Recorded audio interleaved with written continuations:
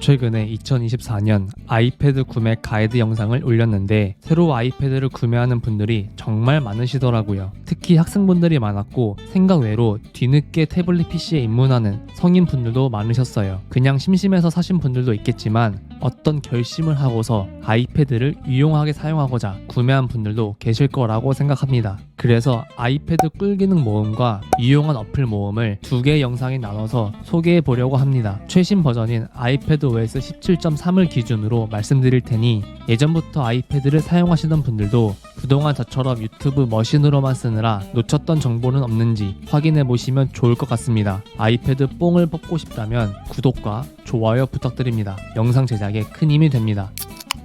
아이패드 OS 17로 업데이트가 되면서 여러 개의 잠금 화면을 골라서 사용할 수 있게 됐습니다. 잠금 화면을 꾹 누르면 새롭게 설정이 가능한데요. 라이브 포토를 고르게 되면 애니메이션이 적용되기 때문에 좀 더 생동감 있게 볼 수 있습니다. 그리고 제가 요즘 쓰는 거는 전체 화면인데 기본으로 제공해주는 전체 사진 퀄리티가 좋기도 하지만 깐지가 납니다. 배경화면에 들어가시면 멀티레이어 등 더 다양한 기능을 사용할 수 있으니 이 부분은 직접 만져보시면서 내가 이쁘다고 생각되는 대로 골라주시면 좋을 것 같습니다. 그리고 여기서 더 볼 것은 잠금화면 위젯입니다. 원래는 아이폰 OS 16부터 들어갔던 기능인데 반응이 좋아서 그런지 아이패드에도 도입이 됐더라고요.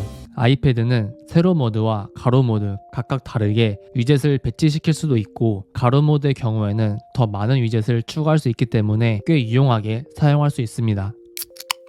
아이패드는 애플 펜슬과 같이 쓸 때 빛을 발하는데요. 부끄럽지만 저는 애플 펜슬이 그림 그릴 때나 필기할 때 말고는 쓸 일이 없을 거라고 생각했어요. 그런데 웬만한 곳에 거의 다 손글씨 인식이 가능합니다. 애플 펜슬을 사용 중일 때 유튜브나 네이버에 검색하고 싶은 게 있다면 키보드를 열어서 타이핑하는 게 아니라 바로 펜슬로 손글씨를 입력해서 검색할 수 있습니다. 그리고 입력을 지우고 싶을 때는 키보드 백스페이스로 할 수도 있지만 펜슬로 지워주는 것도 가능합니다. 추가로 동그라미나 펜슬로 드래그를 하면 텍스트를 선택할 수도 있으니 모르셨던 분들은 참고하면 좋을 것 같습니다. 그리고 애플 펜슬 2세대의 경우에는 아이패드 화면이 꺼져 있더라도 갑자기 급하게 메모가 필요할 때는 펜슬로 화면을 터치하면 바로 메모장이 활성화되며 필기를 할 수 있습니다. 1세대는 홈 버튼을 한번 눌러주고 터치하면 빠른 메모를 할 수 있는 것 같더라고요. 특히 저는 부모님들의 성격이 급하시다 보니 갑자기 전화해서 바로 용건을 말하시는 경우가 종종 있는데 그때 굉장히 유용하게 썼습니다.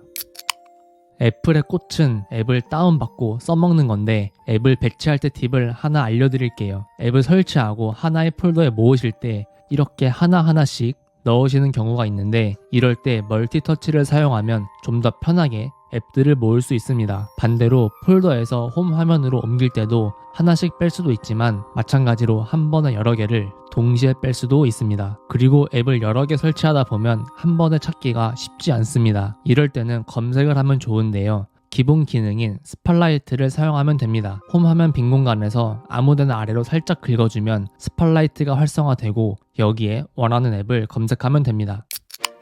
아이패드는 화면이 크고 애플 펜슬을 지원하기 때문에 생산성 향상 목적으로 구매하는 분들이 꽤 많으실 것 같습니다. 이때 유용하게 사용할 수 있는 기능이 스플릿 뷰 기능입니다. 화면 가운데에 점 3개가 있는데 이걸 누르고 스플릿 뷰를 누르면 다른 앱을 실행해서 같이 띄워둘 수 있습니다. 앱의 크기를 원하는 대로 조절할 수 있고 드래그해서 좌우 앱의 위치를 바꾸는 것도 가능합니다. 스플릿 뷰를 종료하고 싶을 땐 가운데 스플릿된 부분을 끝쪽으로 밀어주면 됩니다. 저는 스플릿 뷰를 전자책을 보면서 그때그때 떠오르는 생각을 적거나 필요한 정보를 스크랩하거나 정리할 때 유용하게 쓰고 있습니다. 또한 아이패드에 많은 파일들을 보관하시는 분들은 스플릿 뷰를 활용하면 폴더나 파일 관리도 편하게 할 수 있습니다. 컴퓨터에서 마우스로 파일을 이동시키는 것처럼 직관적으로 관리할 수 있기 때문에 좀 더 편하게 사용할 수 있습니다.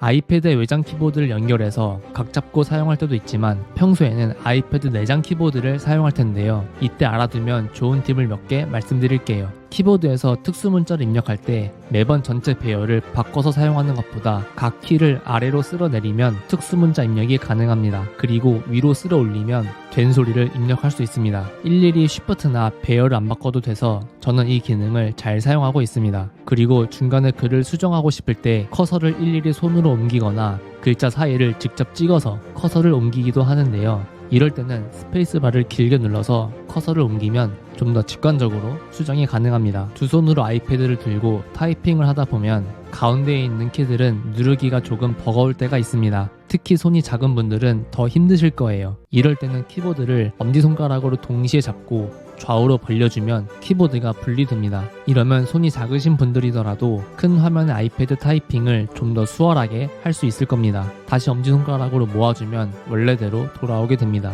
그리고 기본 상태에서 아예 두 손가락을 오므려주면 키보드가 작아지게 됩니다. 이 경우에는 애플 펜슬을 이용한 작업들을 하면서 키보드를 같이 사용해야 할 때 유용하게 쓸 수 있더라고요. 마찬가지로 다시 두 손가락을 벌려주면 원래대로 돌아오게 됩니다.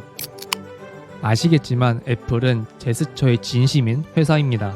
멀티터치를 스마트폰에 최초로 적용하기도 했고 맥북의 트랙패드도 마우스가 필요 없을 정도로 활용도가 높아요. 아이패드에서도 그런 유용한 제스처가 몇 가지 있습니다.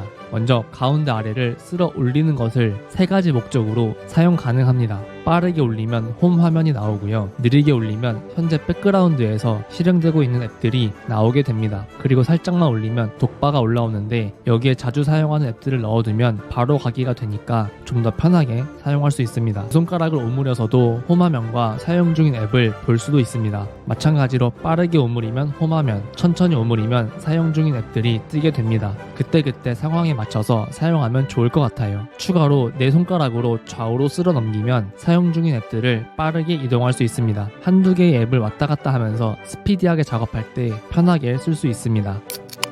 아이패드를 사용하다 보면 캡처할 일이 많은데 음량 버튼과 홀드 버튼을 동시에 눌러서 캡처하다 보면 타이밍이 안 맞아서 화면이 꺼지거나 음량만 눌렸던 경우가 많으셨을 거예요. 이때는 왼쪽 아래 꼭지점 부분에서 가운데 대각선으로 그어주면 캡처가 됩니다. 이건 원래 설정된 기능은 아니고 따로 추가 설정을 해줘야 하는데요. 멀티태스킹 및 제스처에서 모서리에서 손가락으로 쓸어넘기기를 활성화해주고 하단 왼쪽 모서리를 스크린샷으로 설정해주시면 됩니다. 오른쪽 모서리도 빠른 메모로 설정할 수 있으니 참고하면 좋을 것 같습니다. 애플 펜슬, 손가락 둘 다 가능하니 아무 때나 써먹을 수 있는 방법입니다. 아이패드를 구매하면 이런 덮개형 케이스를 사서 사용하는 분들이 많으실 겁니다. 원래라면 케이스를 덮었을 때 자동으로 화면이 꺼져야 하지만 혹시나 설정이 안 됐다면 지금 보시는 것처럼 계속 켜져 있을 수도 있습니다. 이렇게 되면 방전이 될 수도 있고 배터리 수명에도 안 좋은데요. 설정, 디스플레이 및 밝기에서 잠금 해제를 활성화해 주시면 됩니다. 이걸 활성화 안 해주게 되면 홀드 버튼을 눌러야만 잠금이 되기 때문에 사용하기 훨씬 불편하실 겁니다. 오늘은 아이패드 입문하신 분들을 위해 꼭 알아야 할 꿀기능과 사용법에 대해 말씀드려 봤습니다. 아이패드 가격이 싸지도 않아서 큰맘 먹고 구매하셨을 텐데 오늘 제 영상이 꼭 도움이 되었으면 좋겠습니다. 그럼 저는 다음에도 유익한 내용으로 찾아오겠습니다. 감사합니다.